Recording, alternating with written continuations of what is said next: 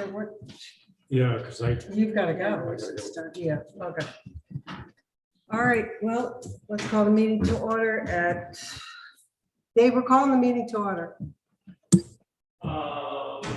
We're just gonna do the, the first stuff. You don't need to do this at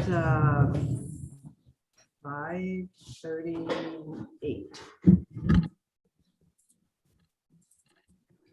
This hasn't been plugged in a while, so hopefully it's got some juice.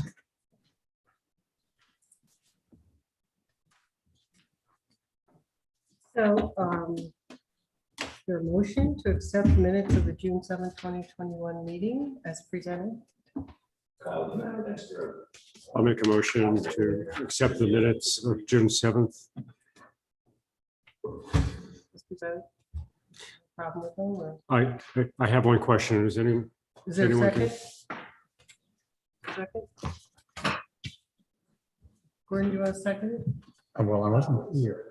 Oh, that's right. That's right. All right, I'll second. Okay, Martha's seconded. Discussion, go ahead. Okay. In the new business, it talks about Rob presenting the Summer Falls management plan, and then a second management plan came in our emails. And I don't know if we should note that. It was after the meeting. No. Yeah. Okay. So That's that's, the business of the meeting. Okay. Great. I'm fine. Thanks, Phil. All in favor? Anybody? Oh, I don't have to say Phil, aye. That's right. So actually, I don't know that we can pass it. Oh, no, I can vote on it. Yeah. He's going to abstain. So Gordon's abstaining. He isn't here, right? Yeah, Okay. that's good. Okay, how about a motion to accept the accounts payable warrants through today, June 21st, 2021 as presented? I'll make a motion to accept the invoices up to May 21st. May 21st, June. June. Sure. So, second? I'll second. Okay, any discussion? All in favor? Aye. All right, thank you. So, are there any adjustments to the agenda?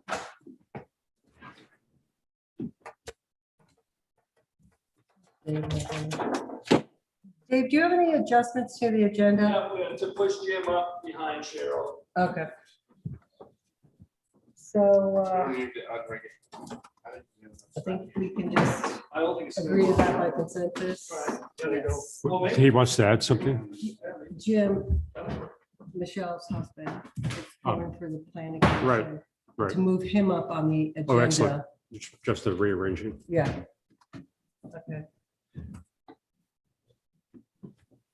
And He always did that. What I do with the. But I'm even talking about. new style. And it says on here, Justin, there's gotta be an action, so. Won't be, messing around. Okay, any public comments? Anyone? Where's our public? Where's our public? Well, they could be online. Yeah. We're Publishing. They can't comment. But they, oh, that's right, they can't comment. Okay, no public comments. And now we're on to new business and the financial management questionnaire. Cheryl Perry, our treasurer, is going to talk to us about it. I Right. don't have much to say about it. I can answer the questions to the best of my ability. And I guess I would ask a few questions. I remember last year we spoke about. Right, and that still seems to be, We are well on the way to that. yeah. So where's that in terms of timeline? I'd say we're at least 85% of the way completed with it. We made two big roads out in the last couple of months. Really? Oh, yeah.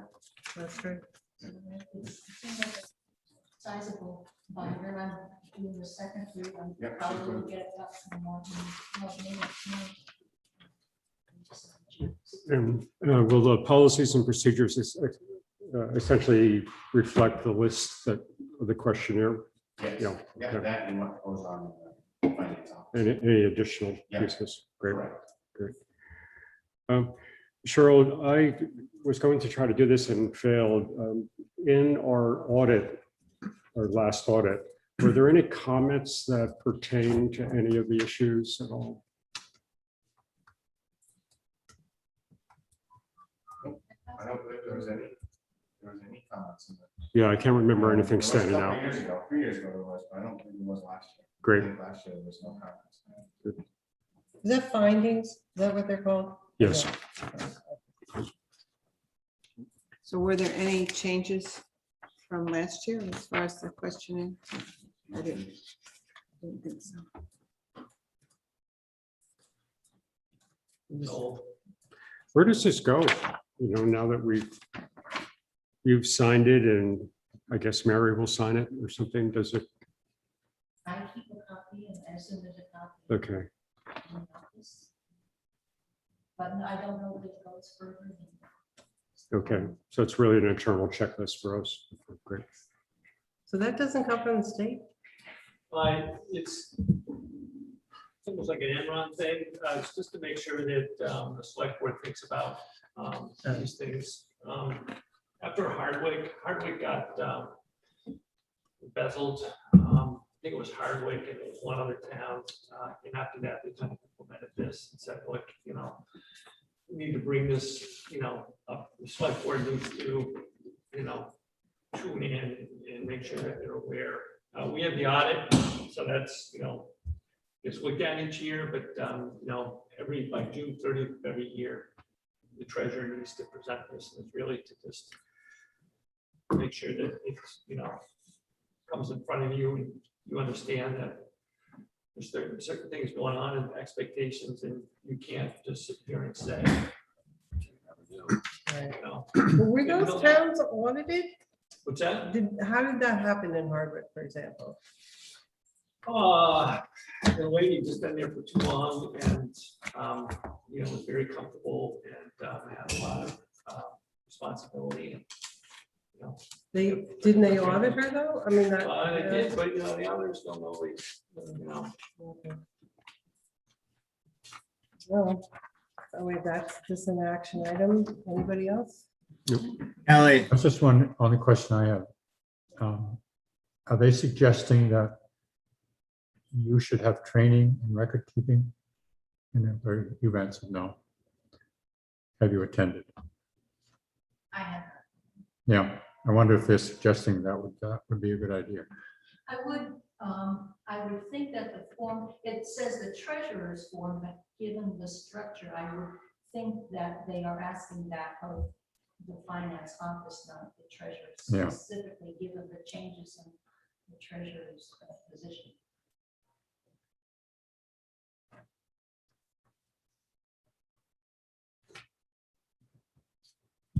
I'll make a motion that we accept the financial management questionnaire presented by Cheryl Perry.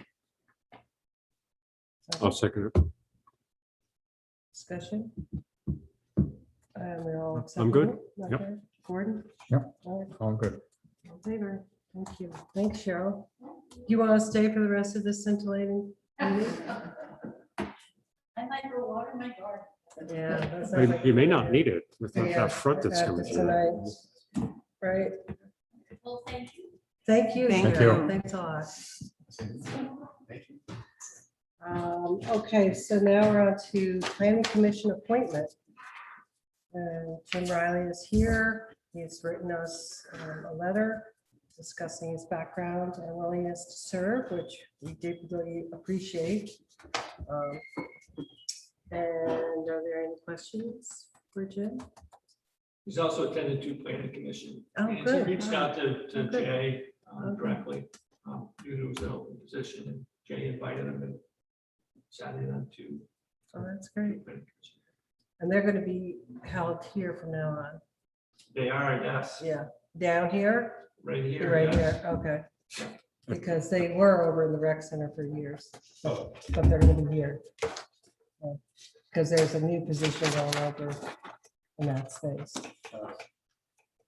Just FYI. Jim, what was your IT career? I'm just curious. It sounds like you had a pretty diverse set of companies that you did work Yeah, for. well, I don't know if you're familiar with IEX, it was a company that started. I don't know IDX. Yeah. Burlington, Vermont. So Okay. when I started there were probably about, well, it was an office in Burlington, an office in Boston. Yeah. Maybe about 200 employees. Yeah, when I left there, it was probably close to 3,000. Whoa. So they really did a lot for healthcare information systems for healthcare areas across the country. Mhm. From there, GE actually bought IEX. Ah. So I went to GE for a while, left GE, go to a consulting company, again, the same space. Right. And now I work at Hartland Selectboard on the West Coast, which is 130,000 employees, 12,000 doctors. Great. Wow. Great. So large scale databases and Yeah. um, great. Well, thank you. So I did the shuttle diplomacy between Boston and Burlington for years, just driving up and down. Wow. And actually flew when Delta had a flight. Yeah, I miss US Airways. Yeah. So I noticed in your letter that you mentioned you're good at fixing things. What do you need fixed? So, no, I just was wondering how that, That's the healthcare system. yeah, like, are you fixing the planning commission? Are you fixing, or is that just an That's aside? just a I know. kind of a intuitive nature, right? So it's not like I see something that needs to be fixed here. Oh, It's just okay. that when I was probably 10, I took apart the things. Did you put it back together? It Oh, didn't okay. work quite the same. but put it back together. Sorry, can I have you talk about? So, it's kind of curiosity, intuition, I can look at something and usually say, oh, I think this is what's wrong. Cool. When my snowblower got stuck in the field and, that December snowstorm, I was able to get that thing right. That's admirable talent. Well, We're getting there. Okay. It hasn't been it had, I haven't opened this for a year, so it had to kind of oh, wow. refresh itself. So here we are. So I'd like to hear a motion to appoint Jim Riley to the planning commission. I'll make a motion to appoint Mr. Riley to the open position on the planning commission.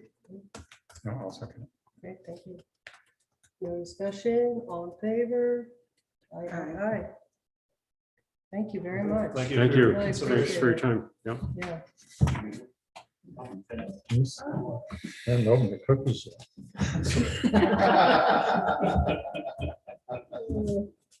So Matt, are you here for something specific? Sent the agenda, and I thought there was. Oh, good. Okay, okay. So can we go to that for the next, that's on the, unless you have something else, Dave, that's the next agenda item. You may want to, I'll introduce that. I think a little background to that. Oh, yeah, okay. I'm just about ready to send this out to Curtis. So Well, we could skip, want to skip to the Vermont State, the nursery school. and Vermont Okay, State Police. okay. I got a little comment on the Vermont State Police as well. Okay, so we are skipping around because Curtis, it thought we were meeting virtually. So Dave is trying to get him. So we are now doing the nursery school contracts. Four Corners Children's Center. I'll make a motion to accept the contract from the Vermont Department of Public Safety for looking for a date. What just say for the new year. Wait. Is that the contract for the daycare? Yeah, that's what So that's the piece. It's a- that's what Barbara signed. Yeah, no, we moved to the daycare. We're gonna- Oh, I thought Because you, Dave, yeah, because Dave wants to talk to us about. the daycare. Yeah. Oh, are they being visited by the state? police? Two things, take care. So lease Yeah. agreement. Yeah, I guess we could bundle them together. Two things.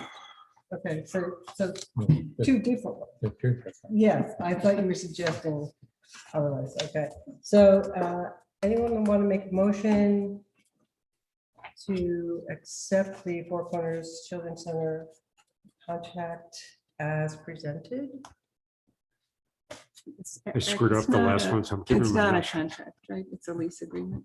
Well, it says contract here, so Oh. I'm just sticking with what this is. However, I think yours probably is more understandable to history about what exactly here. Okay, so yeah, lease agreement, that's great.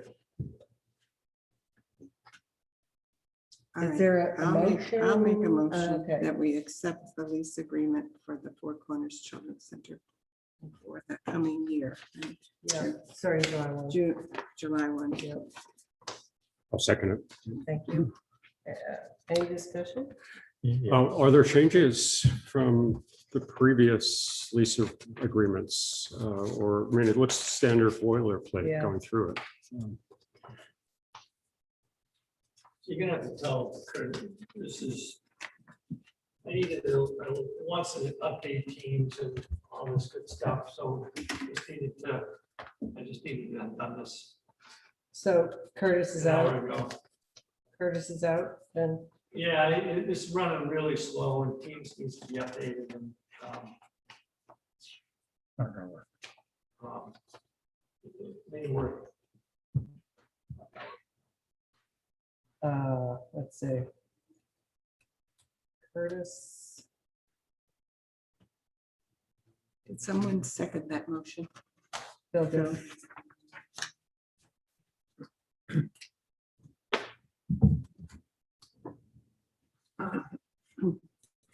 Okay. Are the agreements pretty much the same as the prior years?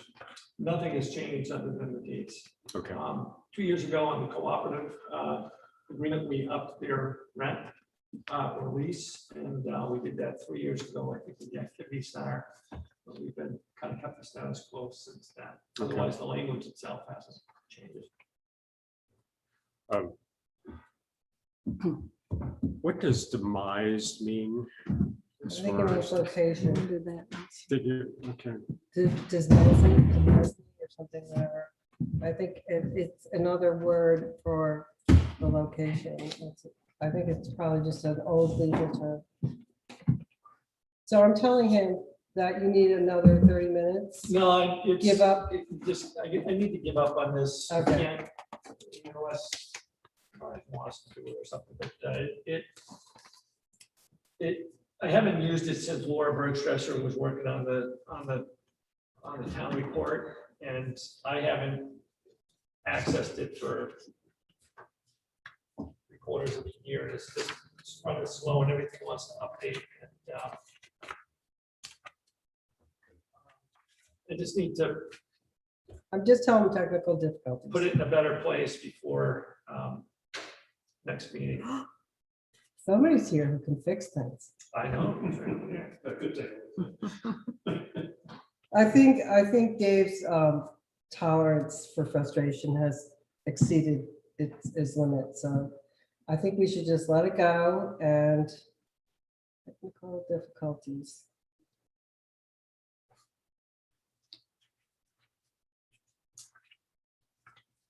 Okay. Did you- Well, I was just thinking about the, either of these contracts. I wasn't aware of how long it's been since we updated the dollar amount that they pay. They both seem rather low to me. I'm just thinking about our responsibilities of particularly testing the water. I don't remember how much that cost. It's significant. So it was a pretty good bounce last time. It went from being all, the electric is on her now. Yeah. The oil is on her. It's a pretty hefty hunk. That changed over to her and we went up amount. I think the timing of that discussion would be best served next year at this time. Well, I think or that- a little quicker than that. I just think that, I'm not sure she's open on Mondays at this point. No, I I'm think not, I'm not suggesting we change this today. Okay. I'm thinking about next year. Okay. But I think you ought to have a little bit of, we're within 2 weeks of this Yeah. date. If you're gonna talk about In changing January. things like that, you ought to think a little bit further. A bit quicker. Gordon, I was wondering the same thing, but if these two buildings that people are leasing space are actually targets for some of the ARPA projects, so it'd be very interesting to know what the scope of those projects are, how much work we're going to be doing to the building, and then how that relates to their rent, because it could be dead on. You know, there could be You know, much better spaces. I'm not sure if they should pay for that or not, but you know, we'll wait and see. The other thought I had, I think probably there's no way to do it, but is there any such thing as scholarships for daycare? I mean, that's kind of a private business compared to the nursery school. Suggesting these funds we're going to get, could any of that be applied that way? It can be applied to, and I'm not gonna say a lot because we're still waiting for final guidance and people are not going out on a limb to say, you know, they're saying things, but everybody's saying, let's wait till after the public comment period. I talked to Two Rivers, I get one thing. I talked to Mount Escutney Regional Commission, I get a slightly different variation. I get something from VLCT, which is also a little bit slightly different variation. So my understanding would be you can, you know, if she had less revenue than she had the year before, she can apply to the town for a grant or a loan or something to that effect. You know, if her business has suffered because of the pandemic specifically, again, a grant or a loan. I think that she needs to then offset, you know, her budget with that. I'm not sure if she can then just pass it along as far as scholarships goes. That's kind of my understanding of some of that language. Moment. Well, I know that the rec department is doing that with their programs, but that's a public thing as compared to the. So we do that through our participation with the Covered Bridges half marathon. We get money each year. We apply that directly to the scholarships. I don't know what Val Rainey's business model is or what she does, whether she provides scholarships. Wouldn't surprise me if it was on somewhat of a sliding scale, but I don't know, again, what her business model is. And I'll be honest, as a landlord, I'm not sure that's something we should dictate, but you know, as a nonprofit, if she is a nonprofit, although I think the co-op is listed as an incorporation or an LLC, but I think that businesses, nonprofits, and individuals are open to some of this money coming through the town. But again, the criteria would need to be kind of, you know, discussed as to what, you know, how much of a loss, and you know, you can't give more money than the actual loss, and you have to ask for financial information and make that determination. But I'm not sure you can just pass it through for scholarships.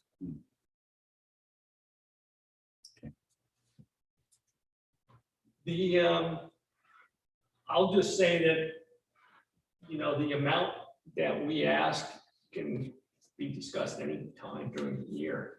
It can even be discussed, you know, next meeting if you want to incorporate it into next year's lease. I don't think we need to wait for it to pop up. You know, particularly, you know, this year we had a town meeting and some other things leading into a lot of this, so let's leave it at that. So Dave, didn't you say they're closed on Mondays because of I don't believe, or it's my perception, and again, I don't know for sure, but in casual conversation with Val Rainey, I don't think that user habits have gotten back to normal, like a full 5-day. I think that she's pretty busy Tuesday, Wednesdays, Thursdays. I think that people take a Monday or a Friday to kind of keep them at home or to stay at home. Last time I knew, I think she was closed on Mondays, just due to lack of demand. I think that was a pandemic change in their schedule. Right. And at some point that was recommended, that they cut back their hours. So I think they just haven't gone back to their regular schedule. So, and their fixed costs are the same. So, and I think we could probably all agree that nursery schools and daycares don't have a high profit margin. So I would hate to see us treat them like some other business and push up their rent if we don't need to. Yeah, I think we also highlighted the fact that it's a service to town Yes. having the daycare, Right. both daycares. So, Yeah, that's right. something we can't support directly, but we can just recognize the usefulness of the. Yeah. enterprise. And that if we don't have something like that, it might be a disincentive for young families to move here. Well, it also leads to some of the problems that we've seen in town with ad hoc daycares that are unlicensed, and then we have another can of worms. Yeah. So, So this is a way we can support them. Move the question. Okay. She's moving the question. To where? Okay, We had a motion and we had a second. okay, so all in favor? hi. All right, so we're on to nursery school. Is there a motion for that lease agreement? Go for it, Martha. Again, Yeah. all right, I'll make a motion to accept the lease agreement for the Hartland Cooperative Nursery School for the year July 1st to June 30th of 2022.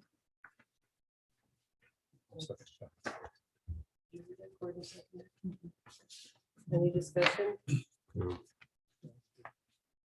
We're done that, you're done, okay. And all in favor? Hi. Okay, all can pass, great, thanks. So, Dave, do you want to? Yep, you can go back to the ARPA funding. Okay. So this agenda item is pretty specific towards the funding request. I can go into a little bit of an update afterwards, but so the funding has reached the state of Vermont. And they've gotten to a point where they are ready to turn it over to the towns. The towns need to request the funding. And we do that through a portal. They answer, 20 questions or so, and they will download it essentially into our bank account. We'll do up a separate bank account. Money, actually not a separate bank account, but we'll account for it separately. I'm sorry, we'll put it into a separate fund and keep that clean. In doing so, so this came down the end of last week, or in the middle of last week, and that the towns have 30 days to request the funding. I gave to you in your packets, there's two things. There's an agreement with the Department of Treasury, and there's also the assurances of compliance with civil rights requirements from 1964. The board essentially needs to agree to abide by both of these. And then you also need to name an authorized representative to communicate with the Department of Treasury. And both of those are key to the process. So you, in agreeing to abide by these two documents, this will go with our packet when we submit for funding. And I do request it to name me as the authorized representative. I'll turn around and work with Martin as far as working with the portal and having him download that into the fund. And then other communications as it's necessary will transpire. But this is kind of the first step in the process. And that's what you need to do so that we can, provided that we want the funds at the moment, and I've spoken a fair amount about this. It's $350,000, a little bit more. I think that, again, this number kind of keeps changing. I think maybe the final number I've seen, I shouldn't say final, but I think it was more like 364. But it's essentially $350,000. County money, which is actually significantly more, is kind of in flux. The Department of Treasury in their interim guidance has that going to the counties, even though the county is somewhat limited in what they can do. And until we see the final guidance or the final document, we don't know if that will come to the towns or whether it will stay with the counties. Yet to be determined. However, I think the LCT has written to the Department of Treasury as some of the other larger towns as well, Montpelier in particular. And I think that the two senators have been kind of working with them. So we'll see what transpires. But if county money ends up going to the towns, we'll need to make a second request, and then we'll download the remaining amount of money. But this is for what we do know, which is the town money, which is basically $350,000. So you would need to, I would say, essentially make a motion to agree to abide by the two documents. We name the documents. And the second one, make a motion to name the authorized representative. Kind of do that, get that out of the way, unless you feel the need for kind of an update first. But want to get that out of the way, and then I can just give someone an update. Do I have two motions or one?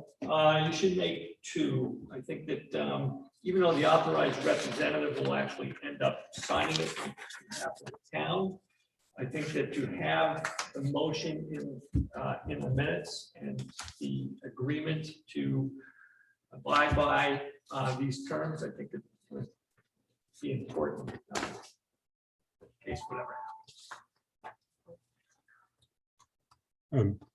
Dave, let me just make sure we will go into a little bit of discussion. I realize we don't. Give you a little bit of an update as to where things are at and Okay, great. what's going on. Okay. Mary, I'll make a motion that we, the town of Hartland, accept the U.S. Department of the Treasury Coronavirus State and Local Fiscal Recovery Fund outline, as well as complying with the assurances of compliance with Title VI of the Civil Rights Act of 1964. That was beautiful. And Martha's gonna need some time.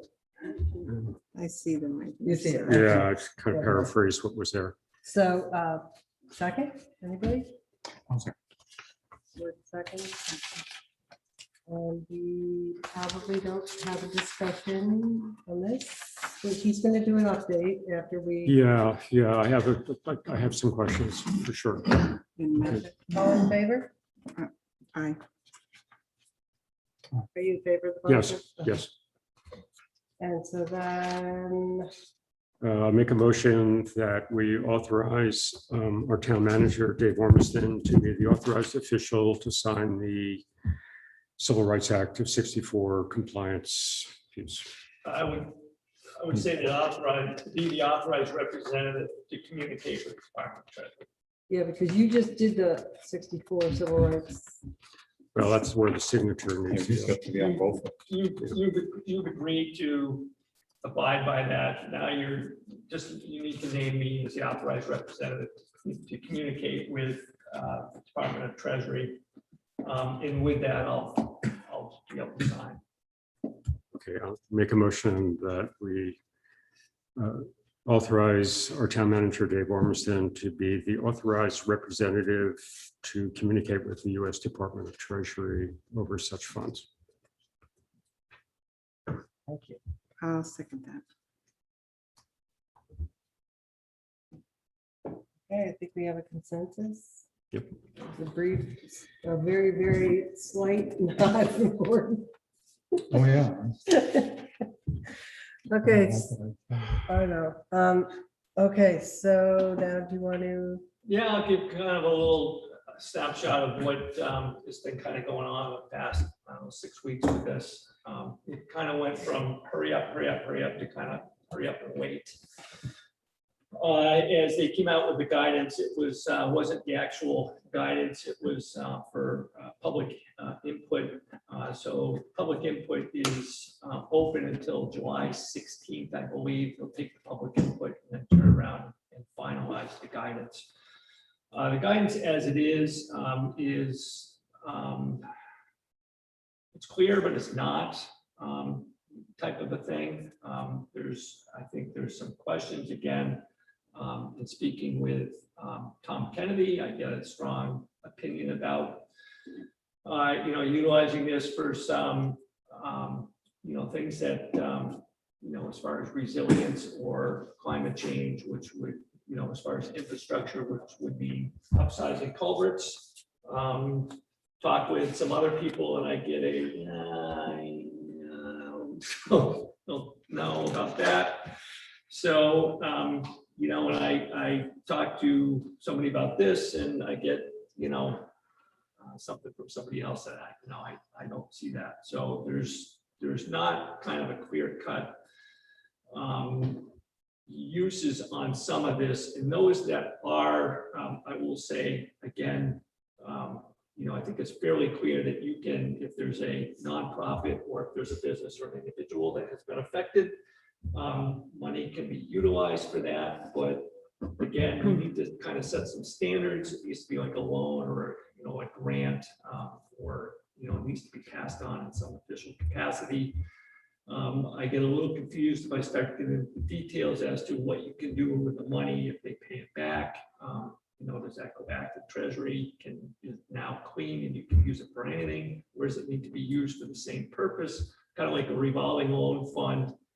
However, it's for those that have been affected by the pandemic. So it can't be a revolving loan fund that goes on for 10 years because obviously, what is transpired in the pandemic is, almost behind us to some degree, although a few people out there are certainly affected.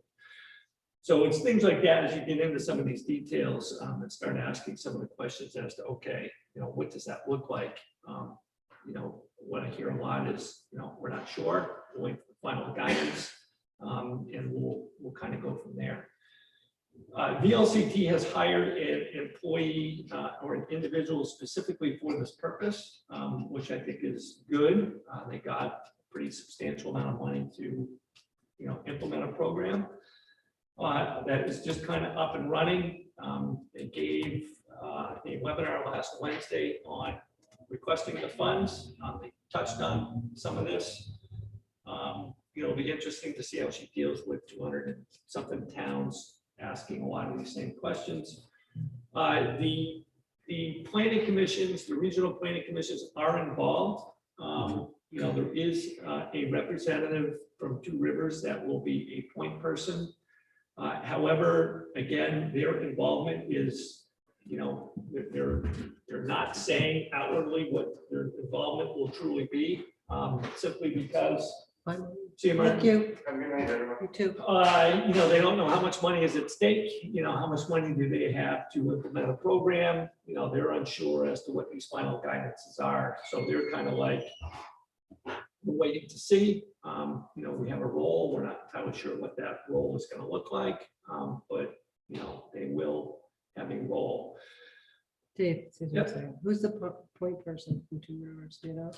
The newsletter, Dave, when I read the newsletter just late last week, it looked like they were about to hire a point person. They didn't. I think it's Sarah Ray, right, or she's been with them for a little bit. Okay. VLCT has hired somebody. I haven't heard that Two Rivers. No, it was the Two Rivers that I thought the newsletter said they were going to add a position to do it.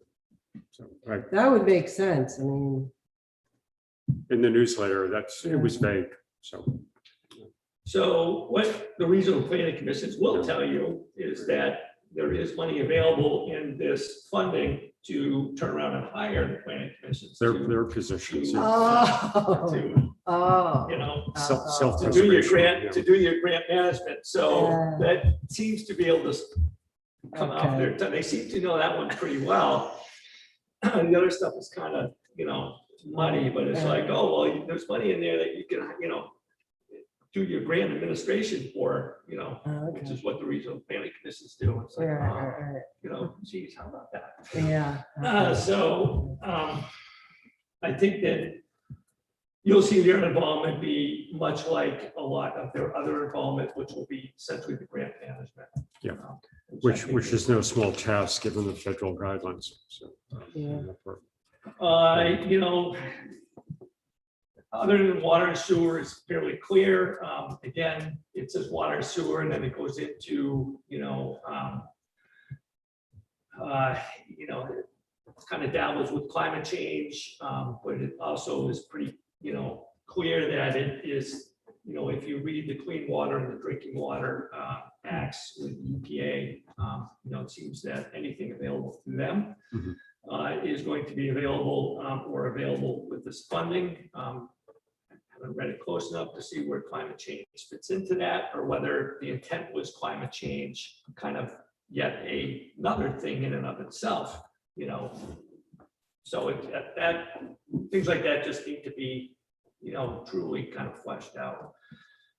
Revenue loss, so like the town, although we have not had any outwardly significant revenue loss, there is a formula in here that talks about an inflationary increase of like 4.1%. And if you fall below that inflationary increase, then you've had revenue loss, you know, so there might be a chance for revenue loss. And if you can show revenue loss, then the money is actually fairly open to what you can use it for.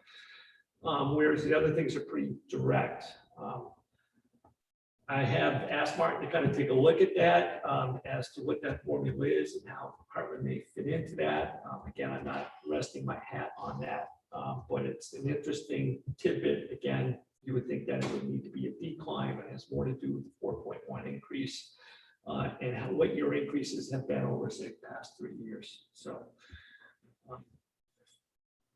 What kind of increase? I don't understand that. Is that talking about what kind of increase? So what they're basically saying is that they have essentially said there's a expectation that your revenue or your need for revenue, and again, I haven't read it close enough, but there's an inflationary increase. And if, you know, so they are giving you an inflationary increase of 4.1%. And let's just say, for instance, our revenue increased, but it only increased 2.1%. Well, 2.1% versus 4.1% means we've actually had a 2% decline in revenue, which would make us available for some potential revenue loss. Dave, is that our revenue is taxes, which is based on a budget? Is that? I haven't looked at it close enough. I would assume it is, and our taxes have gone up, greater than 4.1%. But again, you have to, you know, I haven't read the details close enough, but I can tell you from a broad stroke, revenue loss is part of what the money can be used for. And it's not just simply if it was declined, but if you are below that inflationary measure, that potentially you have revenue loss. And I'd have to, yeah, I've had Martin look into it in in all that I've seen, they don't talk about tax revenue versus, you know, with like Montpelier, big thing was like parking, you know, revenue loss and some other thing, you know, recreation revenue loss, or, you know, if you got a sales tax, you know, that's all a definitive revenue Yeah, loss. those things, yeah. Premium pay for employees, for those that were on the front lines, is eligible. Ventilation, a couple of things that I'll go back to that we've talked about, updating our clerk's records to make them available via, get the word electronically, is available. Upgrading our website and other communication tools is also available too. I was kind of proof tonight that we need an update. We could use some equipment. Again, everybody's kind of, you know, so it went from hurry up and, you know, have an answer to, you know, slow this down. You know, let's get the answers, let's figure out what the guidance says, let's get some consensus. You know, we're coming around, VLC has put somebody into place. You know, it'll be interesting to see what Two Rivers ends up doing. You know, just to make sure that we've got some support on this and, you know, we've got some answers before we kind of march forward. So that's kind of where we're at, and that's kind of what's going on in the world of, you know, outside of these walls. It's kind of funny. I picked up the phone and I called another town manager and I'm like, you know, hey, what are you guys doing with the funds? And he kind of forgot about the whole subject and it was kind of like, How is that possible? oh yeah, it's you know, it's been kind of lost, and you know, we are talking about requesting the funding and all that kind of good stuff. So it went from kind of being a sweep of the switch to up, you know, because we were supposed to download the money back in May. You know, this was supposed to have been done. You know, we're a whole month behind at this point. So yeah. Dave, I did attend the LCT conference and thought it was very good. Help refresh us, what are the two important dates when proposals need to be submitted and when proposals need to be completed? So I don't know of any proposal date that it needs to be submitted by. Okay. I think it's as soon as, I would say as soon as the guidance becomes known or better known, and you can feel good about making your argument that you're within the guidelines of what's stated, you can probably start to move forward. Mhm. It is supposed to be, there is a difference between, you know, essentially being allocated and, you know, spent. Yeah. So if it's not out of the bank account by December 26, 2026, I'm sorry, Yeah, December something way out 31st, there. Yeah. 2026, Yeah. it's sucked back in. The big vacuum back to the treasury. Okay, great. And they keep referring to 603C as having the list. I've seen lists from everybody seems to have a list, and you just highlighted the items on the list. So any of these lists that are floating around are really not final until at some point, I guess. And who is the point person? Is it still the feds that are controlling this? So it's the treasury. So they are, you know, they're writing it up, and that's who we're going to be, you know, dealing with as far as the grant management. I don't know who will be, you know, like FEMA. We've got like 5 regional people that we deal with, you know, regionally. I don't know how they're gonna, you know, if you look at the form, you sign it, and you know, there's a place for the treasury to sign it. Now, who the heck from the treasury is gonna sign it and when? I don't have any idea. So Janet's going to come to our next that'll meeting. be determined. So I don't know what structure or hierarchy the treasury is putting together for this. Sure, You know, I've never really dealt with the treasury as a whole, as far as a grant goes. I don't think I've, It's like, in my somebody else living usually. a tenure here as a select board person, I don't think we've ever had federal monies. Yeah, federally, it comes down through various entities, but treasury being involved in this directly will be interesting. Okay. I don't know what the structure will be, who, will be on the other end of the phone when we call and say, hey, Right. Two more things. One,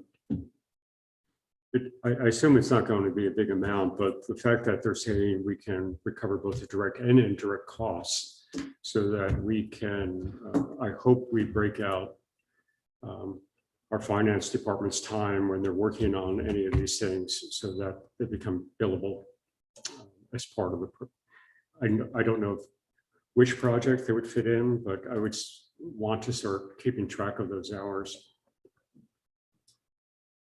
well, right now we can't, so nothing pre-project can be sucked into Even this. for what we're about to sign and, I don't think so. okay.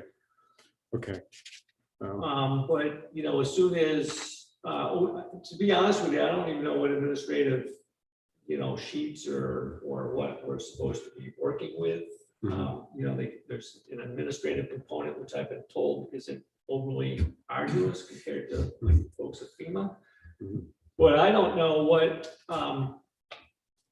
again, it's possible that somewhere they've thrown it out here, but I haven't seen like, okay, we're gonna be working off of this sheet or, Mhm. again, FEMA, you work within a portal, which in and of itself is a nightmare. So you start, tracking certain things in the portal. I don't know if there's a treasury portal like there's a FEMA portal. I don't know if they'll give us an Excel, spreadsheet, here you go, or whether, they'll just say, look, this is what we're looking for when you submit it. So therefore just, make a spreadsheet yourself. And I know I can use the money to hire an administrator. I don't know how deep our own hours go and what Yeah. is a part of that. Right, So- okay, good. And my final comment is just a general one is, I think we all have talked about targeting some very important infrastructure projects that we have for our own buildings. But I look forward to a good discussion amongst my colleagues here and Curtis and Dave to explore what else we can do and what projects we can do. And I assume that we'll have a public comment period of some sort to do that. But I look forward to a fun time figuring out. It's not too often we have money. I know, realize labor restraints and how we can implement, but I'm ready to keep an open mind and go forward.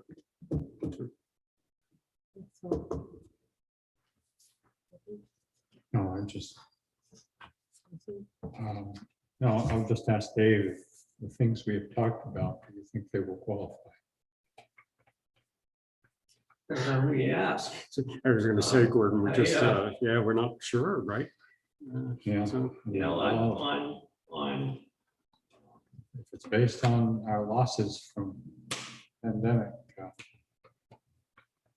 don't see it. But well, I gotta say, the uses are pretty narrow. So, when you look into the opening, when it says something like climate change, it's like, well, that could be a whole lot of maybe things we can do. If that's just strictly, if that's just tied into, stormwater runoff, which the culvert is, but if it's tied to more like, energy savings and reducing impacts. well, I'm thinking of more, so it's tied in with language very specific to water, distribution. Mhm. And, or waste, waste facility, which is, it's piped in, it's processed, and then, goes someplace. And there's kind of some green technology, the past 8 years with, Mhm. what used to be just a simple combined sewer overflow fix, which was complete engineering. They now get into green, space so that the water runs into that, and stuff like that. I don't know what the heck. If you're talking about the facility itself and the distribution system. Right. Then we're not, that's not us. If you're talking about stormwater runoff and, what they call stormwater runoff, because we gotta do all this ditching Mhm. and, resilience and climate change and our culverts, well Right. then, Well, that's, You know, we could that tie that opens- to the EPA standards, so, when we think we could do that. so you start to open some doors, but, how narrow or how wide you want to go, I suppose you can, Something like updating the rec center to the energy efficient. Which I doubt that it is at this point. Something like that would be good for the climate. One would hope. possibly. Yeah. Again, it depends on who you want to make the argument with. I think you can make the argument that, if it's just simply climate change, and you can do infrastructure work with climate change, I think the argument that fits. But if climate change is just simply tagged to water and sewer infrastructure, tougher argument. So, I can, there's a couple of places I can make an argument for a few things here. So, I think that it's just really, it's clear, but it's not. Yeah. So, We also ought to investigate that handicap access thing too. Because that would be a biggie if we could use it to do that. I think you said no, didn't you? I think it's a bit of a stretch, but there's other, there's other grant money available. If Yeah. you start ripping the darn thing apart for, you're gonna start ripping the inside apart for insulation or putting it through the walls, then I want to open up the other grant. And Dave just said something that's important, because the state is now talking about also funding projects, because there's a surplus there. So maybe something like the ADA compliance might be coming from another source within the state.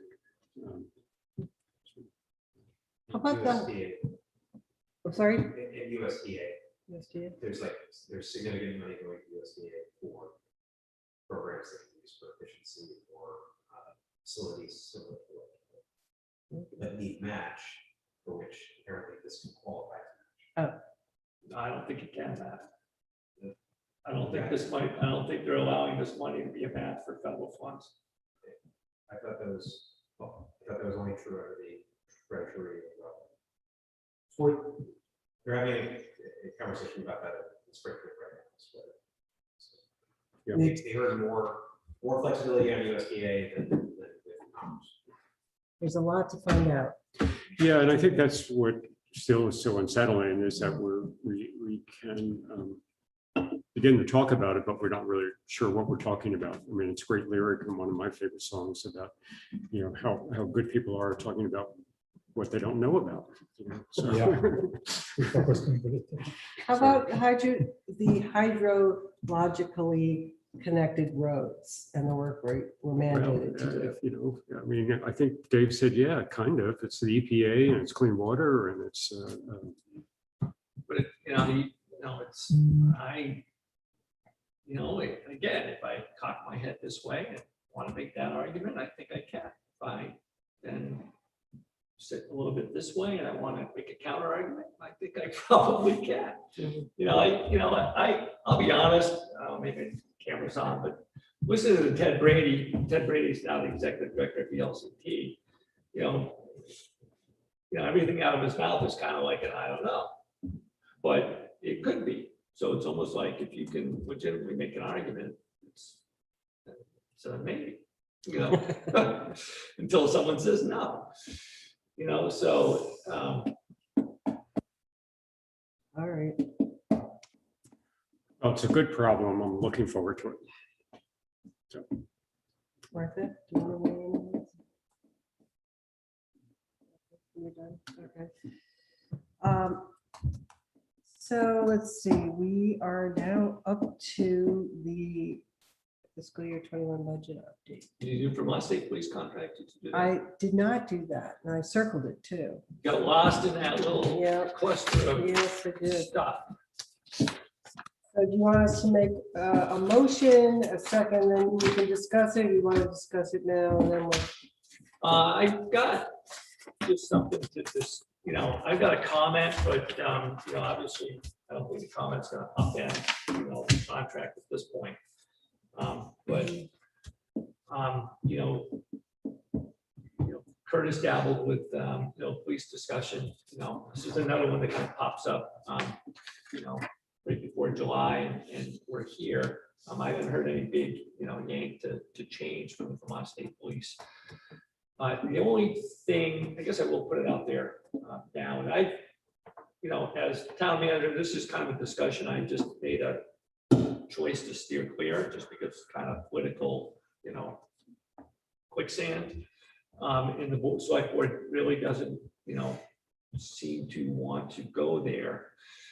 And the town seems split, and I'll say, I'm sitting here, there doesn't seem to be a real consensus, but what I will say is that if you look at the budget, the Vermont State Police has used half of their budget this year.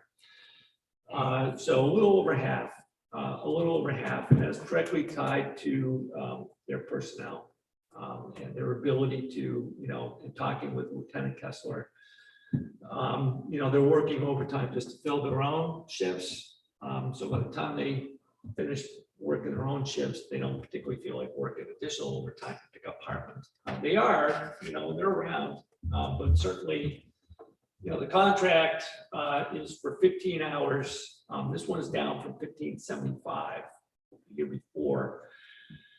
Is for 15, and I don't see really a reason to bicker between 15 and 1575 just because they're not utilizing the full amount anyways. But if we're at 15 and we're getting a little over half, that is kind of lean. So I will just kind of toss it out there that just based upon that, at some point you may want to, in my mind, I'm not sure there's a whole lot of many alternatives out there other than Windsor. You may just want to think about, are they willing, are they worth picking up simply because their availability and their ability to cover. And Jen Frank, I think it is. Jen Frank, who has a pretty good reputation as being, She's coming from Norwich. She's in Windsor she now. was in Windsor, went to Norwich, Okay. came back to Windsor. It's kind of a real people person type thing. Kind of gets the, it's not flexing her muscle, is, with the con type thing. So I just think that if it's going to be in the foreseeable future that there's our issues with the Vermont State Police, then we may want to consider that. Now, are those issues pandemic related at all? I don't think so. Well, I'll just make this comment, and I don't know whether this is pandemic related or not, but nobody could find any workers out there, whether it's the Vermont State Police or us, or any of the other. Well, AG's for that market. matter, how about the Windsor police? I mean, if they can't, the state police can't keep their rolls up, why should Windsor be able to? I haven't heard the same scenario. Yeah. But I will just, and you're right, Gordon, I haven't heard from them, and, I haven't touched base with them since Curtis and I went over there, which was back in the fall. Back, they did, we weren't experienced, everybody's telling everybody to stay home and not work. So it may not have been an issue then. And now everybody, there's no clear answer as to why the employees have kind of dried up, but So has the lack of the police filling their contract affected our community in any way? I think that, if you were to say, are people breaking windows or, stealing cars or anything like that, I haven't heard any significant, increase in phone calls. I think that where you see and hear it is on, the speed of the cars. Whether that be on Queechee or Route 5 or Route 12 or, Hartland Hill for that matter. I think that, that's a common thing. However, I would chalk that up to less hours.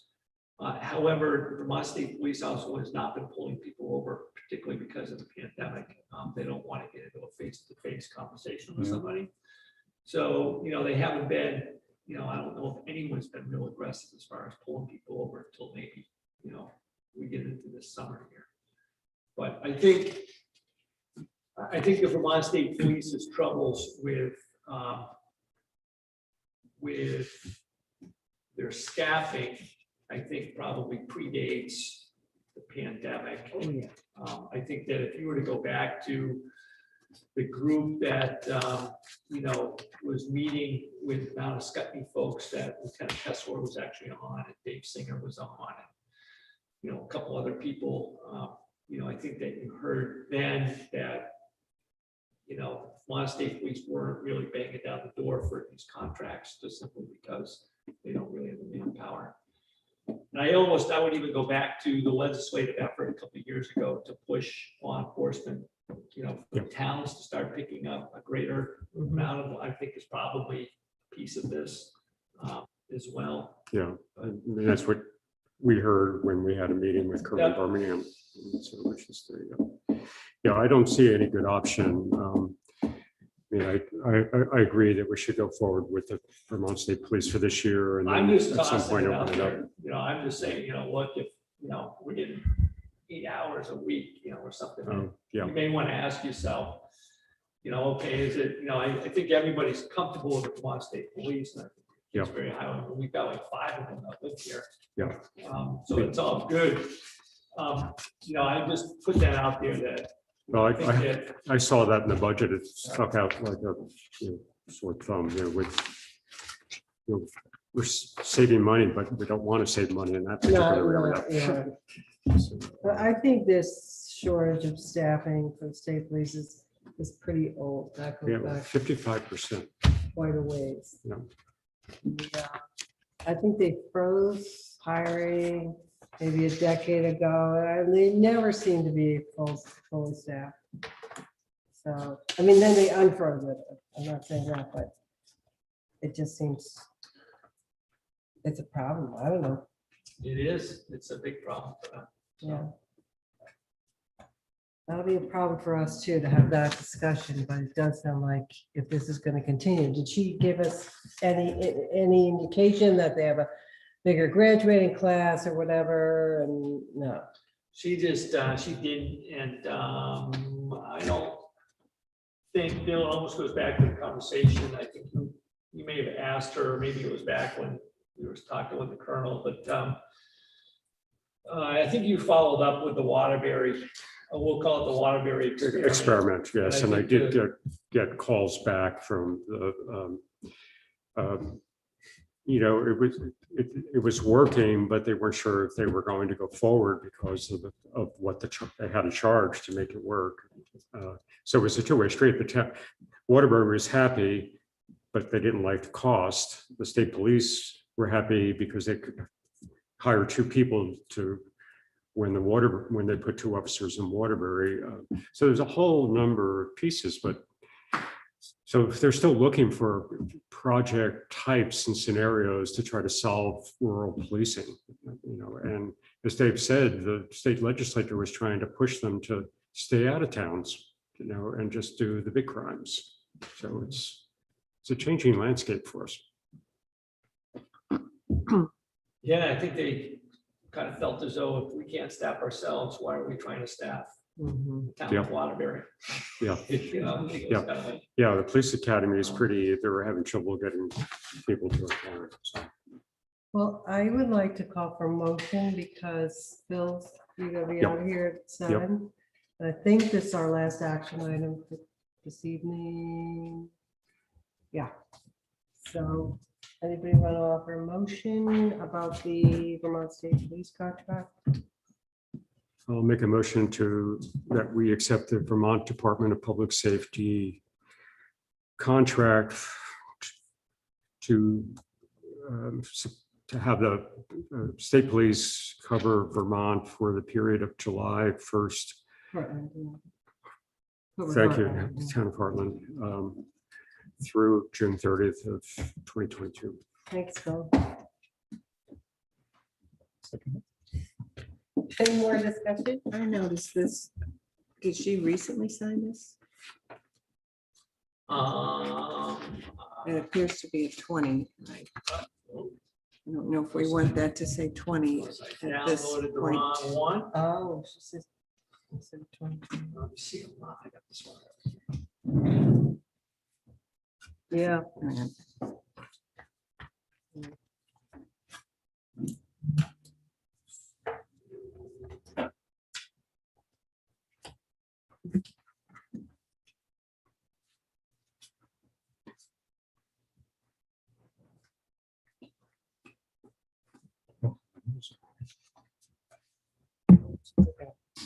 Yeah. So it looks like it can be a 20, but I would just, Martha, See you, sorry, Matt. Mary, I would just sign it and date it. And we can have, we can have Barbara change it and put her initial next to it. Yeah, Are the numbers right, Dave? I believe they are. Yeah. Because we got, beginning date is 21, the ending date being 22. All up on the top. Yeah. Sure, that's right. She just made a mistake. So you can, actually, I can sign this one. Mary, did you sign the lease one? I haven't signed anything tonight. You can sign the lease one. One is just the chair, and then the other one, I don't know why. So The we other one just is for the board. need to take a vote. Oh, I'm sorry. That's all right. We just had discussion. We already did a motion, second, we discussed. All in favor? Aye. Aye. All right. Thank you, Mary. Dave, I didn't want to be caught in that trap again. Wait a minute, they didn't take a vote. All right. So, I'm sorry, so why don't we take a moment just to clean up where you guys can do it, since you've made the motions, just know that we're not remote, so we can sign here. Okay. So before we go tonight, the two leases Mhm, need to be signed. mhm. And then this too? This one I can sign, Okay. once you want to sign it. Not sure. David, all matters. Is it possible for me to sign something right now? Oh, yeah, he needs to, yeah. There's a lease, this one's only got a signature for one person. This is not, this is my There stuff. is a lease one that has the entire select board.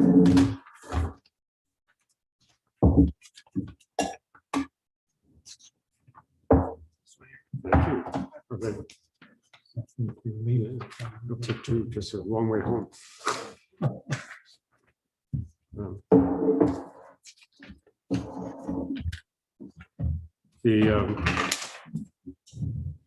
Yeah, vowels. Thank you, Dave. Thanks.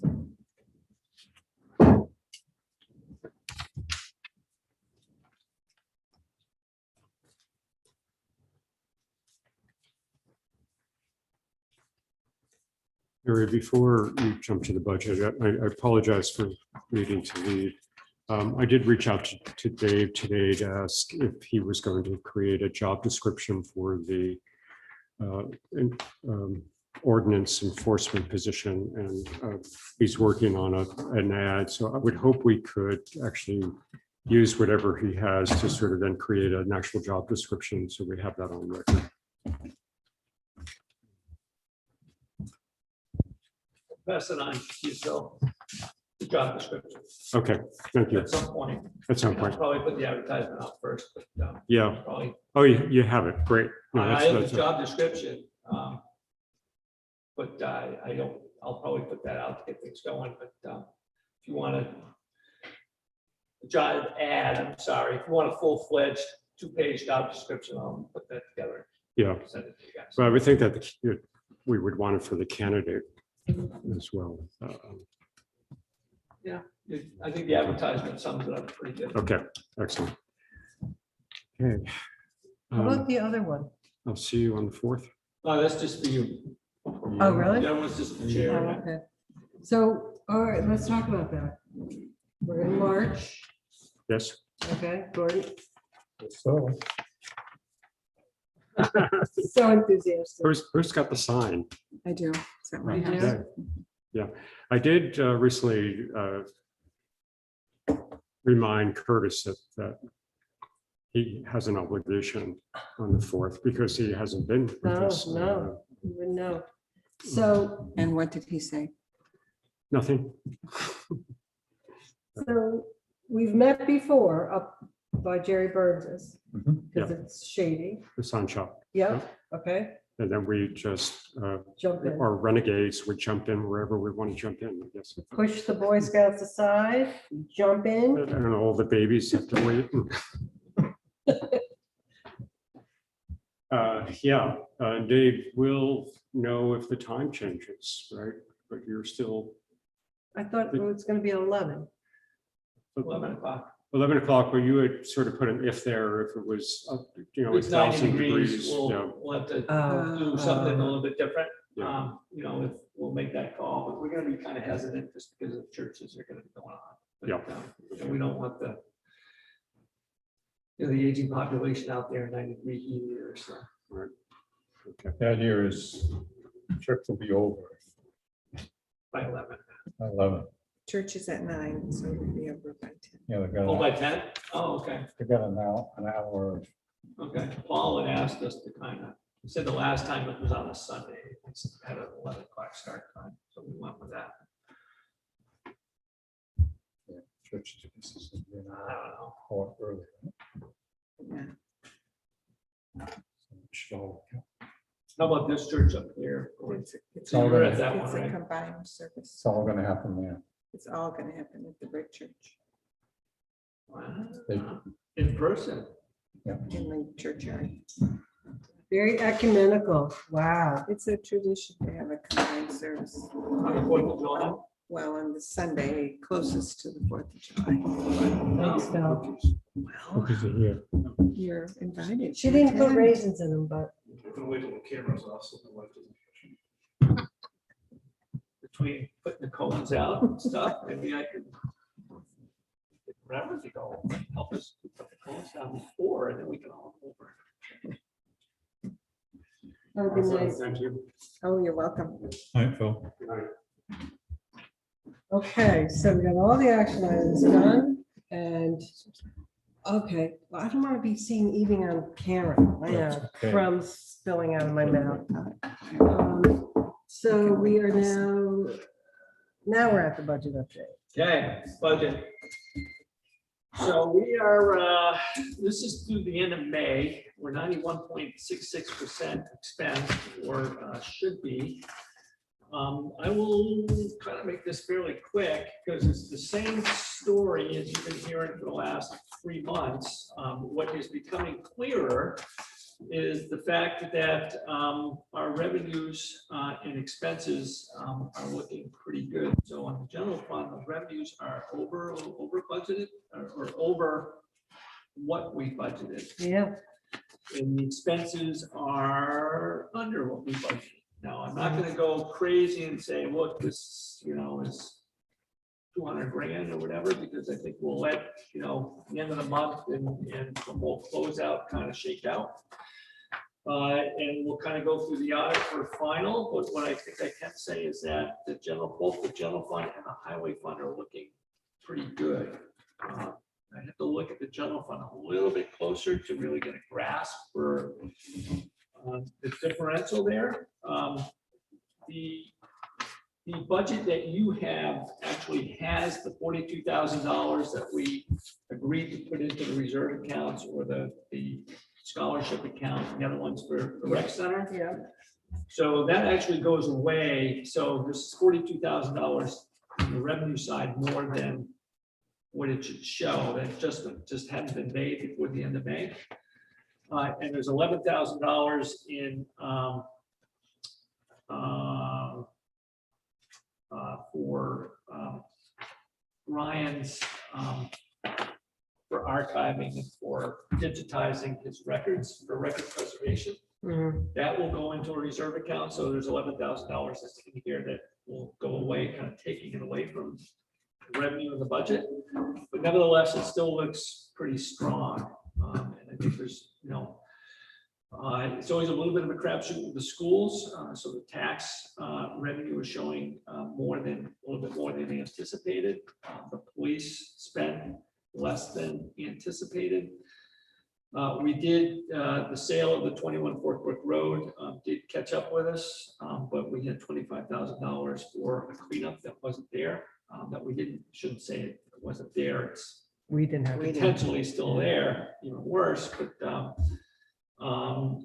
we didn't spend the money to clean it up. So there's pockets of things here that, could have gone the other way for us, could have been expensed and would have been utilized, but all in all, I think it's working pretty strong.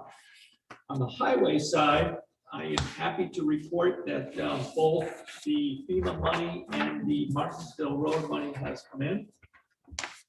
And we are expecting another $26,000 in ERAF money, which is essentially the state portion of the FEMA reimbursement. So we got 118 from FEMA. We get another 12.5% from the state of Vermont, which is about $26,000, and then another 12.5%, which is on us. And we did budget $16,500 for that, which is about what it came out to be. A little bit less, but nevertheless,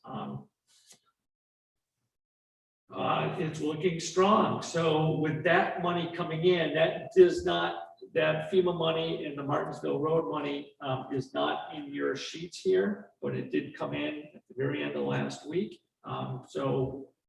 It will be, as soon as we process that in the software, that will pop up and kind of swings the highway department to a surplus, which is good.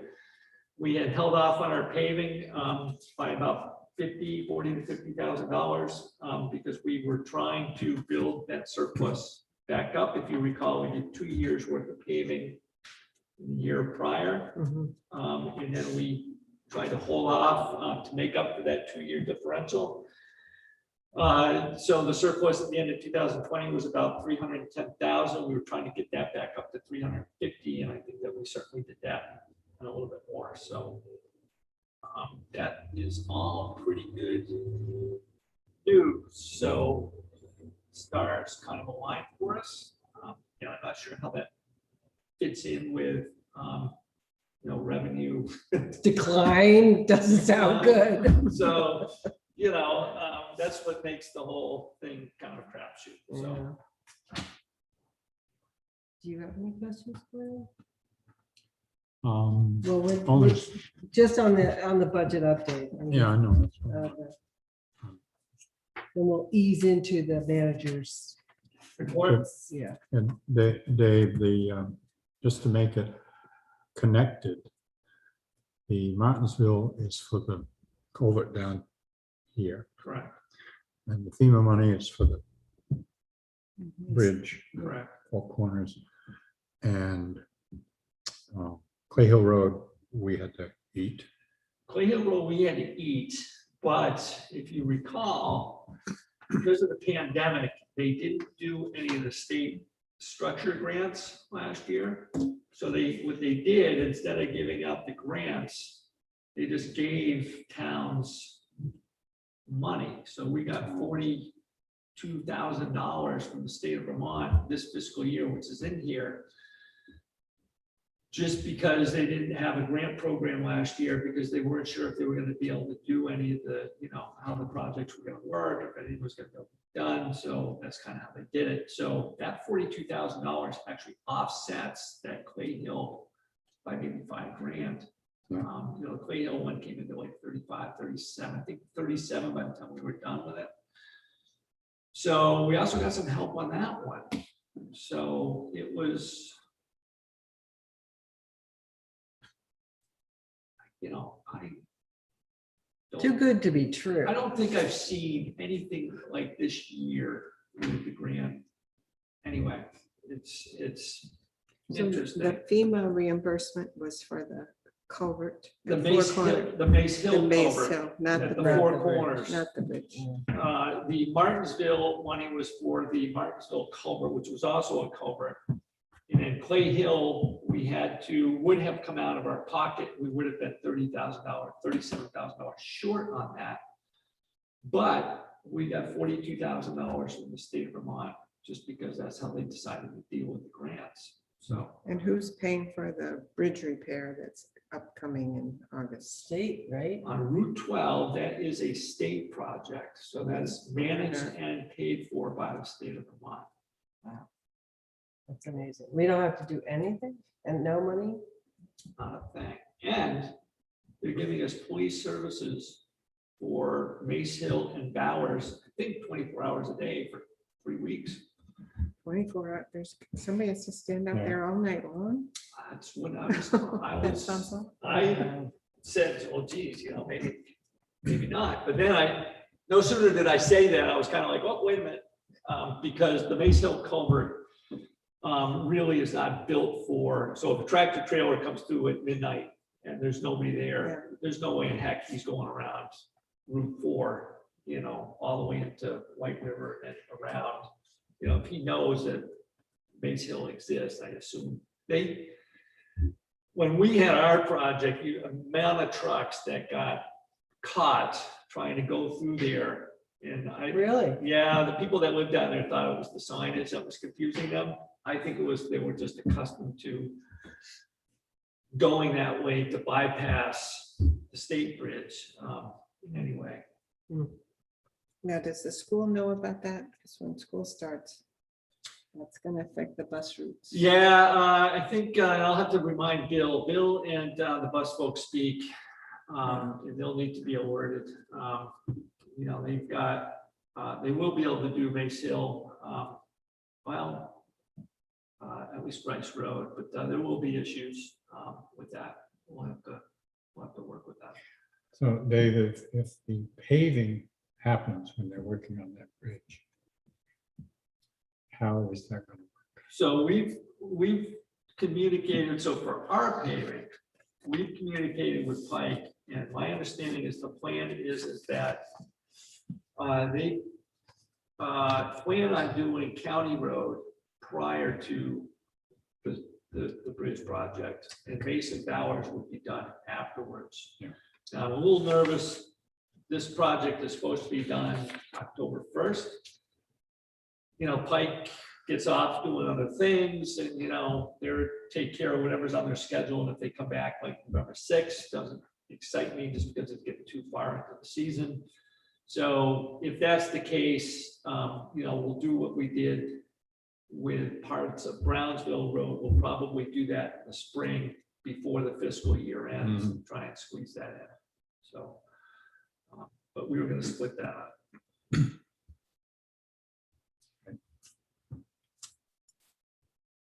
So Dave, I've got a question on buildings and grounds. Are you hinting at, from your statements here, that we're gonna need to hire? So this was on my mind because We're on Ramsey's report. We slid into, this was something that I felt the need to communicate quite strongly with my staff. And I think that ultimately we will need to look at this to some degree. I don't think it's as detrimental as, I think that almost the discussion, and Gordon, you missed it last meeting, be important to your thought process with the walking path. North Hartland, if you know, the cemeteries and things like that, you know, I think a summertime person All right. would be, you know, I don't think we need more, you know, it's what we're lacking now. So for instance, to go into this, you know, I'm over there doing the, so a couple things. The people that want to use the exercise room, you know, kind of complain about the cleanliness of it. And I was over getting the area kind of ready for this position at the desk and stuff like that. And it was, you know, bad, you know, cobwebs that hadn't been swept and just, you know, not clean. And what kind of dawned on me is that, you know, listening to, you know, Richard Greenlee, who does the exercise class, and listening to John, you know, has some complaints, and listening to Bill's feedback and stuff like that, that, you know, you know, Chris Manges, who was doing the cleaning, you know, had a pretty narrow scope. You know, he came into the bathrooms and, you know, he did some vacuuming, and that's all we really asked of him. So we've kind of brought, you know, Evan in, and it was kind of a good thing that we did, because we went, you know, after Evan was with us maybe 6 months, and we kind of went into this pandemic, you know, deep clean, so to speak, that we needed to clean here every week, you know, every day. You know, the bathrooms and the surfaces and the rec center needed to be cleaned every day. You know, that kind of became our focus, and just, you know, some of the other stuff, you know, it really became secondary, you know. So now it's kind of like, well, you know, some of this hasn't been clean on a consistent basis, you know, since maybe Bruce has been here. So, you know, what we're running into is, you know, in the meet, so we're like, you know, look, you know, we had, you know, just for instance, you know, we had Evan, you know, I got fed up with the kitchen there and said, you know, what, you guys gotta freaking clean this place. I did notice it was, You know, yeah. so, and, you know, we had some bug problems in the woman's bathroom, you know, with the spring, I don't know what they're called, the, Silverfish? they're just little pests. They're all over my windows, but somehow they got pulled up in the women's room.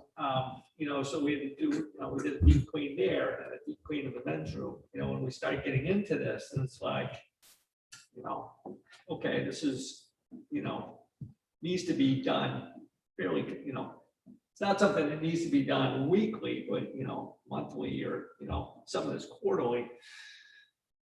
So we're getting into, you know, the rec center was closed, so I haven't spent some time over the rec center last week, and, you know, we've got other building things to do, you know, the back stairs for the cooperative, you know, nursery school, the windows, you know, which are getting fixed, but, you know, need to be swapped out. There's storm windows that got broke because of the ice on the front. There's just, you know, yet we got to ship Evan off to do some you know, some mowing of the cemeteries. So the message kind of was, and it came out to you folks as well, but it kind of was to John and Bill and to certainly Martin and Brian, because Evan gets pulled, you know, Evan, can you do this? And Evan, you know, we need this. And Evan, you know, we need someone to, you know, clear that tree, or, you know, it's kind of like this catch-all. But at the end of the day, you know, there's some specific tasks that we need him to stay focused on. So, you know, the message was, you know, look, he's not anything different than Doug and the grader. At the end of the day, you know, we send someone out to help Doug, we send out someone to help BJ.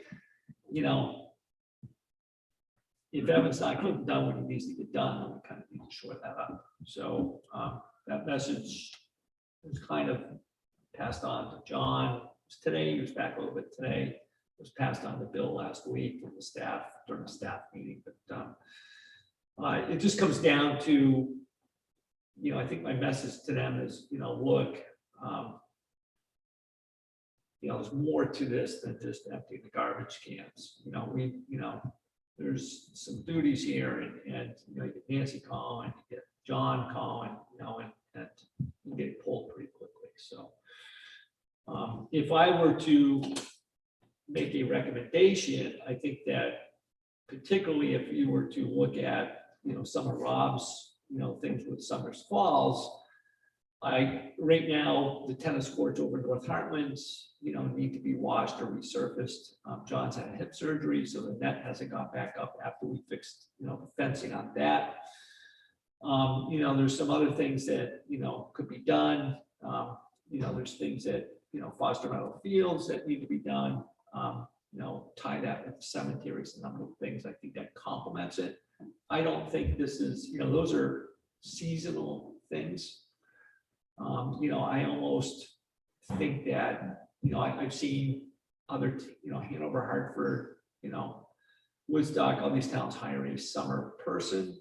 I think that you get away with a college kid. I almost think he could take some of his own, counseling staff at times. I think that what I've noticed, and I will say this because I have had this conversation with John, is that I think that we could be more creative with some of that recreation staff and picking up some of this operational stuff. And again, not just saying, well, we got a buildings and grounds person, they'll just take care of it. It's like, counselors can empty the trash cans, counselors can sweep, I did that as a counselor, we don't, Evan's not, a full-time janitor for, summer camp. He's got 5 buildings altogether, so he needs to, do that. And one way to pick that up without getting, too much of a hardship or even, looking at more employees is, look, you've got 4 seniors over there, that are kind of hanging out, afterwards. They could be sweeping and getting things ready for the next day as kind of an operational task. That could be on them. Bathrooms, the walls, the windows, Yeah. and the weight room. That can be on Evan. So I think it's a matter of kind of evening things out here, making sure everybody's part of this, and it's not just as the buildings and grounds guy. Yeah. So I think that's what just so happened that as I'm writing this up, I'm like, so kind of pass that on to you. All right, thank you. Um, What, I was gonna ask you, what's the outcome with your meeting with Dan Peck and Rita? So Dan Peck and Rita, so we're still struggling a bit with the utilities. So, we put this out to the utilities for their comments on the final design. And we had heard back from, I think, 1. And there's easements that Green Mountain Power has to do, and there's not many, 2 at this point, maybe just a 1 even. And they haven't moved forward, I think. So it was kind of like, okay, let's give them a date that this needs to get done by. Let's get, this needs to be in Teresa Gilman's hands, who's responsible for the 1111 permit. But we have no leverage to force them to Not really. speed up. And Not really. They're kind of responsible for this, but it's not like, it's like, it's almost like a cost benefit thing, it's like, they're forced, they have to do it, because they're utilities, but, they're busy doing it for Barry, they're busy doing it for other towns, and, they're like, we can only, the flip side of that is okay, Public Service Board, if you want us to do this quicker, that means we need to bring more people on, which means rate increases. And then Public Service Board's like that. So balance. So I did, we urged, Rena and I urged Dan to use stronger language and let them know that this wasn't an open-ended project. We would get done. We're hoping that we can get this back further, more information back by July. So like 3rd week of July.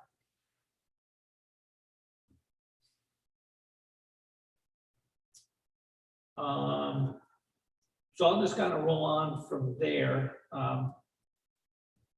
Highway, unless you want to, this format's working pretty good, but highway, we put that up to advertisement. And we got 11 responses. I think 2 were interview worthy. To be on the highway crew. You pick up Travis Beebe's spot. Okay. Both are kind of kind of local Lebanon and can't remember where the other one was, not too far away. But you know, it was, you know, they weren't beating down the door, and it was kind of thin. So it's, and I've heard this from a couple of people, Mary may have mentioned it to you, but I see Daryl Cockins out there, and he says the people he works with are, you know, fighting for, you know, either firing or trying to find people because firing them because the people they picked up can't do the work. Have you interviewed these two people? We haven't, it just ended, the open period just ended on Friday, so I'll talk to Bill tomorrow about setting up a time to do that. Did, what's his name? Travis, did he leave kind of suddenly? You, I thought it was a little sudden. don't you have a notice He period? gave 2 weeks notice. That's kind of, it's kind of the, you know, Standard. yeah, standard 2 weeks. He gave me 2 weeks notice. Okay. I talked to him and apparently he grew up with Matt Dow. This, that, and everything. I think Matt just got poached him within the same position we are. But, he lost a couple points, but I think, to be honest, Travis also wants to, he got his Class A license to drive tractor trailer truck. And Matt and Mark have one of those, and I think that, you know, he'd like to be able to drive that and gain some experience. Uh-huh. At least that's kind of what, I talked to him when he was working on the road. yeah, On road there. Seems like a nice guy. he was, we were pleased with Travis. Mhm. Young, energetic. Yeah. You know, went out and got his Class A. Hmm. You know, polite. You know. I agree. Ordinance administration, Phil brought that up, but, you know, we are moving forward, with, you know, making that area, for, the ordinance administrator. What area is that? Over at the rec center with John and Jenna, will have a new roommate In their big office? in their big office. We are moving Jay's maybe filing cabinets. Where are they gonna go? You can't put them in here. They're gonna go up, you know, next to the nature stuff or something like that, at least temporarily. I don't. So does that amount to 3 offices in that one room? You know, not the 3 desks. Yeah. You know, they've got a fair amount of space in there. That's kind of a big room. We took out the big table there. You know, there was a big meeting table. You know, we took that out. It, you know, makes space. We had to put in a new phone line. Got a new desk. How many filing cabinets does Jay have? I think he's got 5.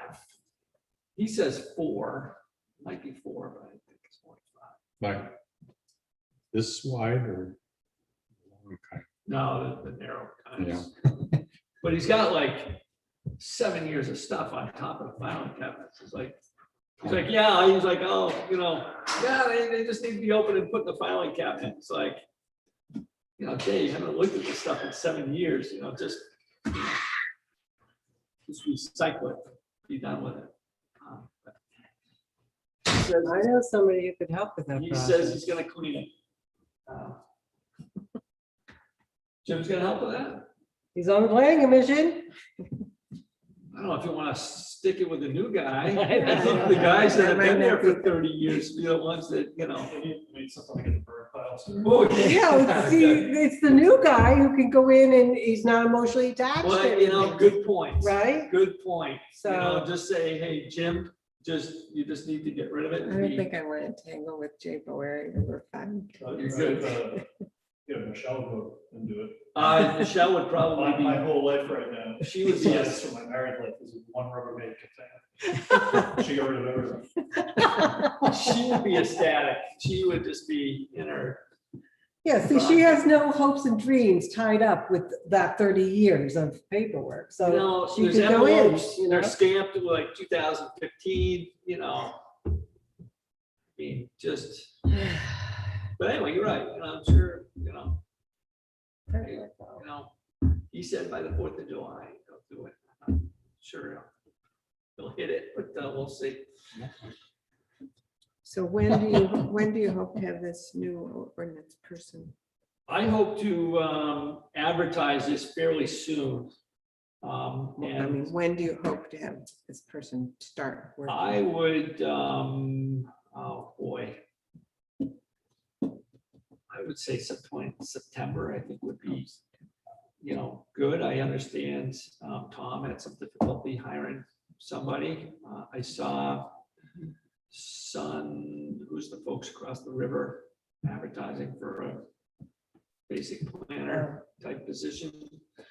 Upper Is that Valley, a- like somebody- Yeah, something like Is that. that a full-time job? It's a Oh, we're full-time looking for a job. full- Yeah, it's a full-time job. And I say it only because I've seen like 3 advertisements recently for one. Tom had one. The folks across the river, I think Colchester had one. I think this position is more interesting though than the one that Tom. This position, you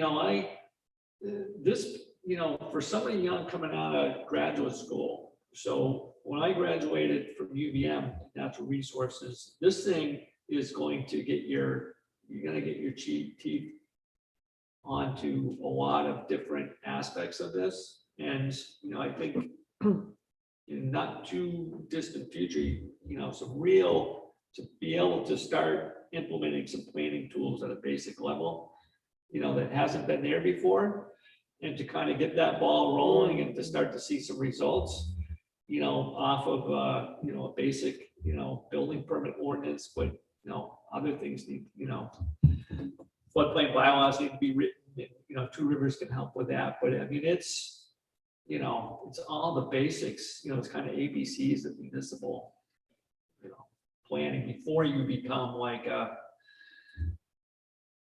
you know, the AICP snob type, you know. Before they specialize in like whatever.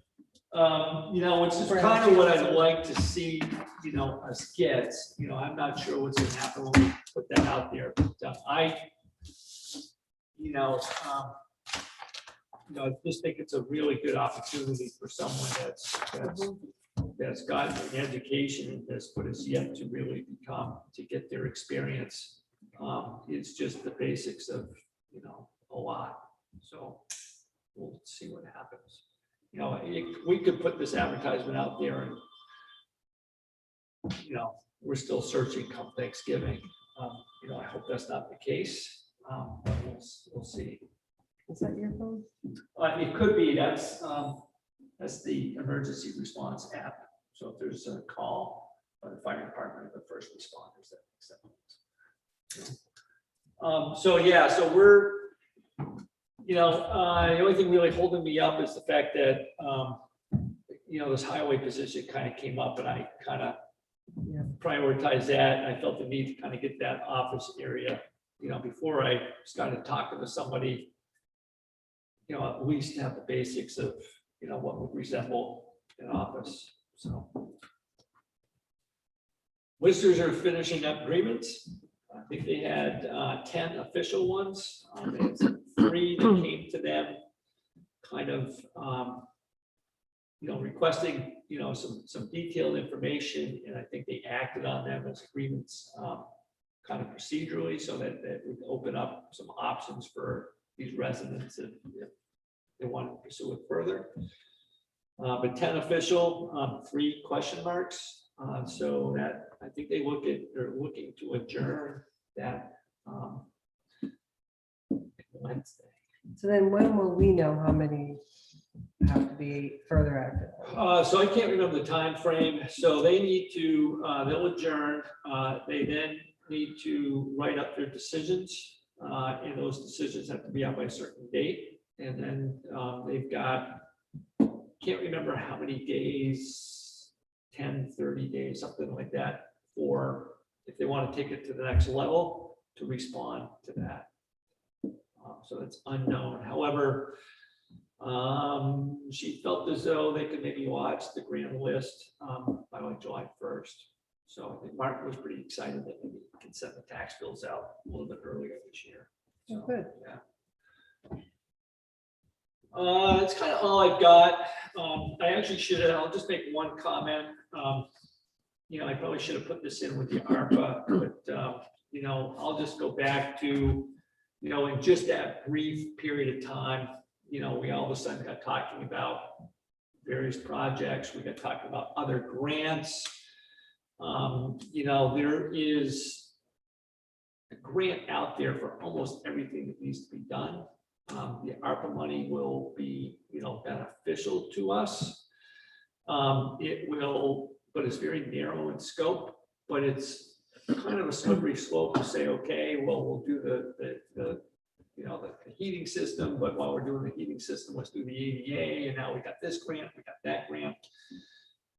There's money here to, you know, incorporate Two Rivers, or even some sort of administrator, but there is a capacity to, you know, For them? work, well, for everybody, really. You know, I'm only gonna get so much out of Two Rivers. You know, there's still a capacity here to, you know, so you bring on 7 people, you know, to oversee 7 projects. You know, you still have added 7 projects that at the end of the day, I'm still responsible for.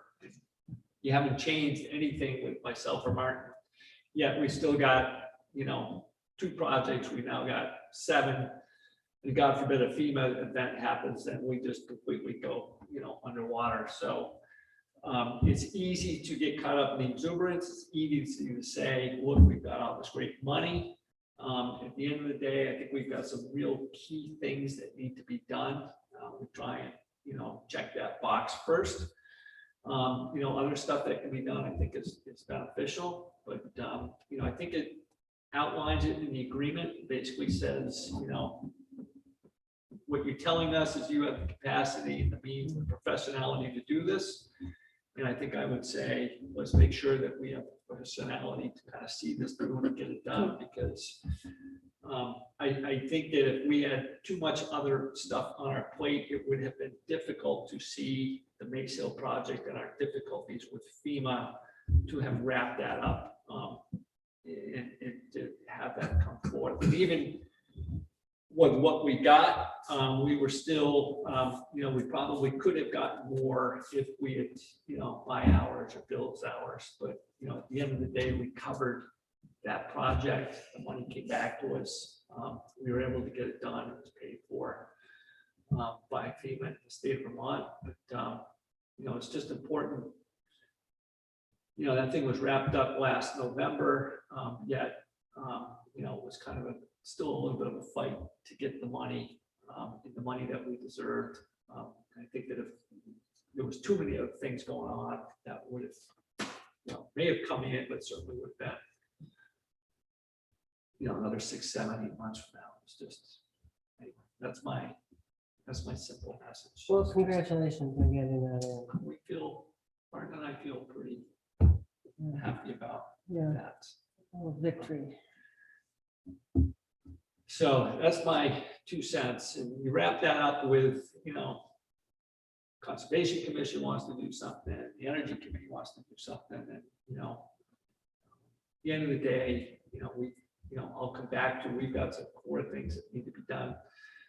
You know, I think it's imperative that we get that done, you know, and, you know, we've got money to do other things, but, you know, I keep telling Peter and Tom when I speak to them, what I really don't want to see happen is we get lost in the fact that we have this money and we're off doing all this other stuff, yet the key things that we really need to be, you know, be done, you know, stay undone. And I think that that's, it's good that the other stuff gets done, but, you know, Is it possible that we could hire a person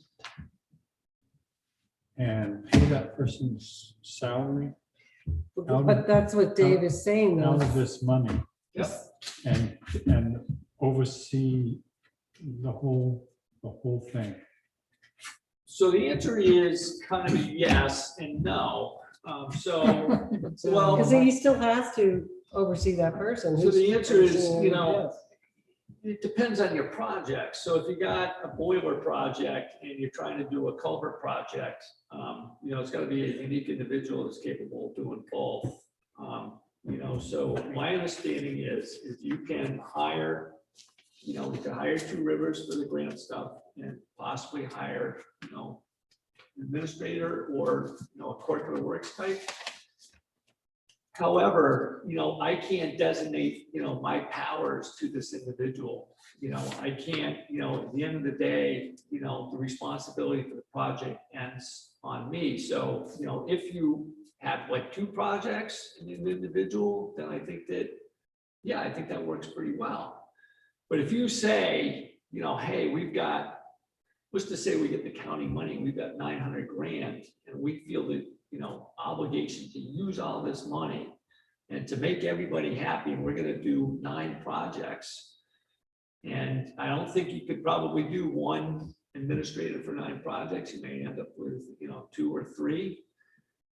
Well, the problem is that we still have 9 projects that, you know, I need to make sure that we're following the grant guidelines. I need to understand that, you know, this guy's moving along at a pace that needs to be moved along. You know, I've got Dan Peck and Rita, yet I still gotta sit down and, you know, move the project along. I still gotta, you know, I still get stuff that says, can you please, you know, look at this and confirm that it's, you know, the town of Hartland, you know, signs off on this, you know, even though I've got somebody out there doing it. It's like, okay, well, you know, so if you add 9 of those projects, then, you know, you've essentially added, you know, another 3 employees to me that are directly, you know, it's like 3 different departments. So, you know, yes, but, you know, it comes down to, you know, keeping things where you know where you're able to do a good job, you're able to dot the i's, cross the t's. You know, I would rather us do,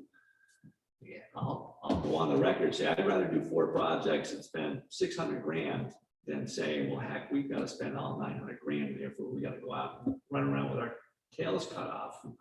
You know, I think you're just going to end up with, you know, running around chasing your tail, you know. The other thing, I'm sorry, Dave. It occurs to me that everybody in Vermont and nationwide is going to be looking for talented, experienced people to take on this, you know, the grant writing and the project management and everything. Where are all these people going to come from? Tom and I have talked about Oh, that. you did? And the other thing is it's like, oh, great, well, you've got an extra 2 years to do this. Well, if the infrastructure bill comes through, I don't know who the heck you're gonna find, you know, excavators and, you know, contractors are difficult, they're having a really good year. They're tough to get hold of now, and if this continues, it took us 2.5 years to do that Mace Hill project from design to completion. And, you know, that was one project that took a fair amount of work. So, you know, you say, well, great, we've got 4 or 5 years to do this. Well, you know, one project took us 2.5. Well, look at the intersection project. You know, More than 2.5. So, you know, Yeah.